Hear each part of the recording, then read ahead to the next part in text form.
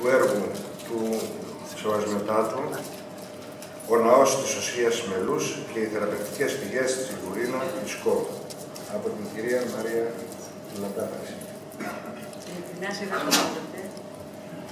Μας τιμά η παρουσία της εργασίας σας στα ΚΟΑΚΑ, στο 10ο.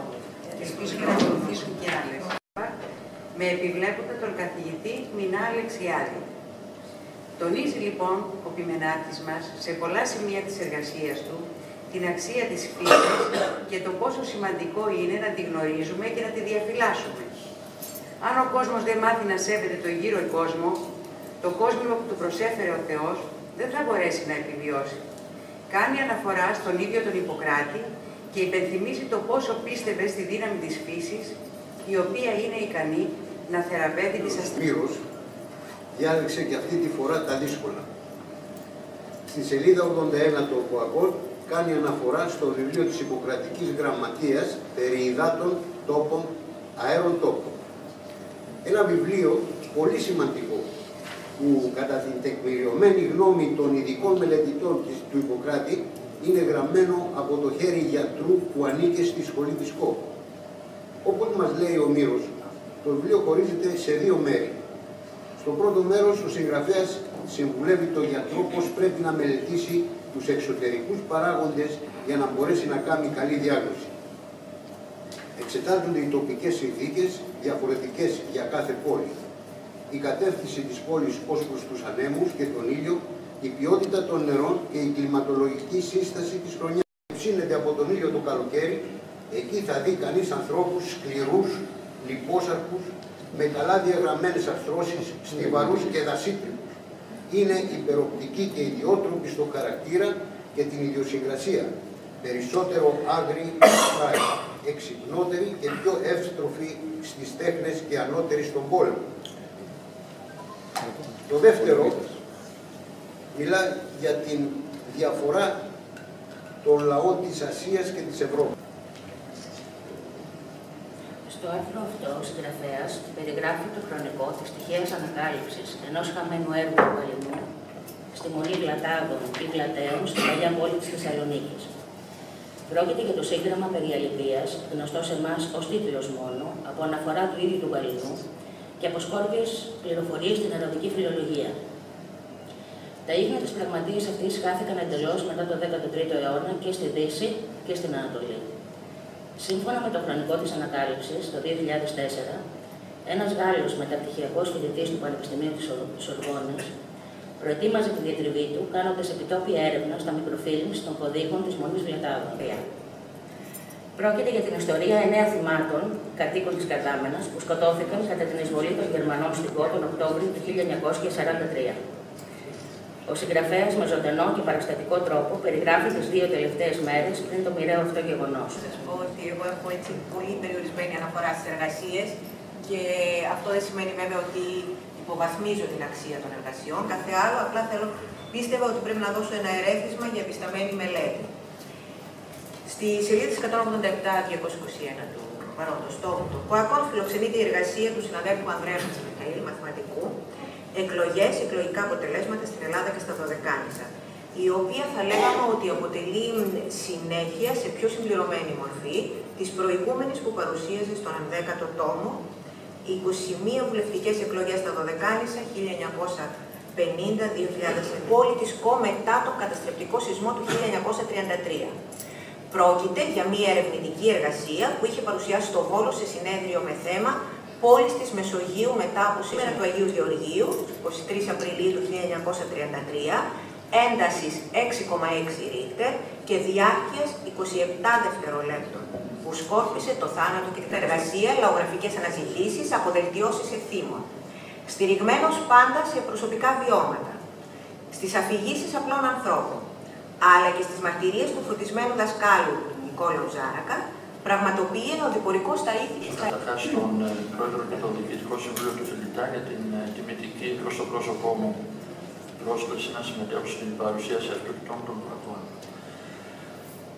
Στην εργασία αυτή του συνταξιούχου δασκάλου Χαράλαμπου Χατζαντώνη γίνεται μια παρουσίαση χαρακτηριστικών στοιχείων της τοπικής μας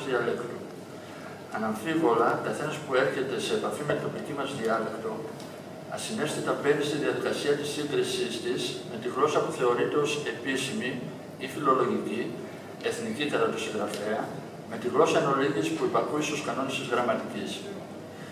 Θα πρέπει βέβαια να τονίσουμε ότι σύμφωνα με την άποψη των γλωσσολόγων δεν υπάρχουν λάθη σε μια γλώσσα που μιλιέται. Οποιαδήποτε αλλαγή όσον αφορά στο λεξιλόγιο και τη γραμματική και στη σύνταξη αφομοιώνεται από τη ρέουσα γλώσσα αφού προηγουμένως δοκιμαστεί επί μακρόν και επομένως αποτελεί στοιχείο της γλώσσας. Άρτο, άρτης. Και είχε από δίπλα, του λέει τι γλώσσα μιλάτε. Λοιπόν, συνέχεια, ο Γιώργος πάλι, με την εργασία του κ. Παναγιώτη Χατζιάμαλου, Λέοπολ Κόλμαν και Δημήτριος Χατζιάμαλος, αντίσταση στην κατεχόμενη πόλη. Στην περίοδο της Ιταλικής αλλά και της Γερμανικής κατοχής της ΚΟ, μας γυρνά ο δάσκαλος Παναγιώτης Χατζιάμαλος, ο αγαπητός και γνωστός μας Τάκης Χατζιάμαλος, με κεντρικό άξονα τη σχέση δύο αντρών, ενός Κόου και ενός Αυστριακού ενταγμένου στο γερμανικό στρατό, μας δίνει την ευκαιρία να πάρουμε μια γεύση από την καθημερινότητα στο νησί μας σε εκείνη τη σκοτεινή περίοδο.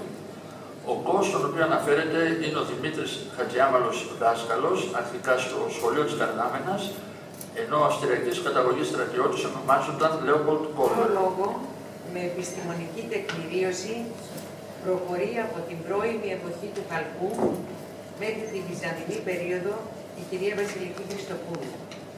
Δεν κάνει διεξοδικές αναφορές στα μνημεία της Βυζαντινής περίοδου ή σε μνημεία που απετέλεσαν αντικείμενο έρευνας και διεξοδικής αναφοράς από προηγούμενες ερευνητές, πολλές από τις οποίες δημοσιεύτηκαν στα ΚΟΑΚΑ όπως γνωρίζουμε. Όπου όμως η αρχαιότητα συναντά το Βυζάντιο και τα μνημεία που χτίστηκαν πάνω σε μνημεία παλαιότερης περίοδου, οι περιγραφές της κυρίας Χριστοπούλου είναι ενδιαφέρουσες, που δείχνουν τη συνεχή κατοίκηση και τη διαχρονική ζωή της πόλης μας. Αυτό είναι άλλωστε και το στοιχείο που διαφοροποιεί τα πολιτιστικά αγαθά της πόλης μας και χαρακτηρίζει σαν ιστορική πόλη εξαιρετικού ενδιαφέροντος. Διαβάζουμε συχνά στις εφημερίδες της ΚΟ ο κύριος Γιώργος Ανδρουλάκης στις σελίδες 143 έως 161 του 12ου τόμου επιχειρεί να περιγράψει το ιστορικό πλαίσιο της κατασκευής και λειτουργίας του αεροδρομίου της Αντιμάχιας. Από τη δεκαετία του 1930 μέχρι σήμερα, ένα αεροδρόμιο που, όπως λέει και ο ίδιος, γεννήθηκε σαν εργαλείο πολέμου και ανδρώθηκε σαν έργο ειρήνης και πολιτισμού. 253, ο νεοεμφανιζόμενος στα ΚΟΑΚΑ ο Λεβαίος Παξινός προσπαθεί να αποδείξει ότι το όνομα της πρώτης πρωτεύουσας της ΚΟ, της Αστυπάλαιας, είναι πανάρχαιο προομηρικό. Προχωρεί πιο πολύ ακόμα και επισημαίνει ότι οι πόλεις που έφεραν αυτό το όνομα ήταν κτισμένες κοντά σε ένα ισθμό ή πορθμό, στενό πέραν του τα οποία οι νεότεροι ίσως δεν γνωρίζουν και οι παλιότεροι ίσως έχουν ξεχάσει πώς και πότε κατασκευάστηκαν. Αρχίζει από το εκκλησάκι του Αγίου Γιώργη του Κεφάλα, που χτίστηκε από κάποιο πρόγονο της ομώνυμης οικογένειας, δίπλα σε ένα σοκάκι που οδηγεί από τον κακό Περνάριο στο Κιαπηλί. Το μονόχωρο κτίσμα έχει μια μεγάλη αυλή, στην οποία παλιότερα γίνονταν πανηγύρι στις 23 Απριλίου.